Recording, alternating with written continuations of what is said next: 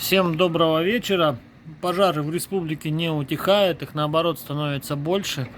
По последним данным с официального сайта, якутского нашего самого главного ekt.ru, их уже 299 на территории республики бушует.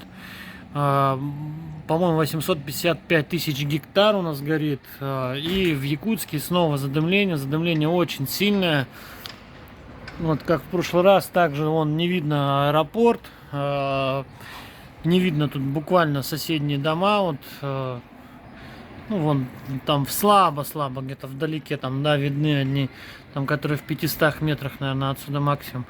То есть задымление очень сильное, ветер, видно по деревьям, тоже не слабый. И в местных интернет-ресурсах, в разных пабликах, в WhatsApp, в Инстаграме у нас очень много видео с Хангаласского района. Там горят леса, практически, там заповедник Оленские столбы. Видео я сейчас сюда обязательно приложу. То есть, вот такой вот у нас смог, очень-очень крепкий. Прошло 4 дня, с прошлой публикации. Получается, ситуация в республике, как мы видим, не меняется с пожарами, По всей видимости, их меньше не становится. Задымление в городе у нас из-за пожаров. Задымление у нас в городе из-за сильных пожаров как раз-таки в Хангаласском районе, в горном районе, то есть который находится в непосредственной близости от города Якутска, там порядка 200 километров. Из-за этого такие сильные задымления у нас в Якутске. Но в других районах бушуют не менее сильные пожары. То есть вот такая вот ситуация. Не знаю, когда на нас обратят внимание, на нашу бедную многострадальную республику, когда сюда будут брошено большое количество сил, для тушения пожаров.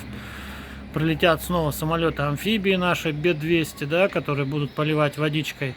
Ну и ждем, как манну небесную, конечно же, дождя с неба, чтобы наконец-то хоть природа помогла уже нам в тушении этих пожаров. Дышать абсолютно нечем. На ночь закрываем окно. Дома жара, к сожалению, нету кондиционера. Включаем увлажнитель воздуха, спасаемся только так. На улице даже влажные марлевые повязки не помогают. Ужасная гарь, ужасный дым. Вот такая вот у нас обстановка в городе Якутске. Что творится в республике, вообще просто ужасно, страшно подумать.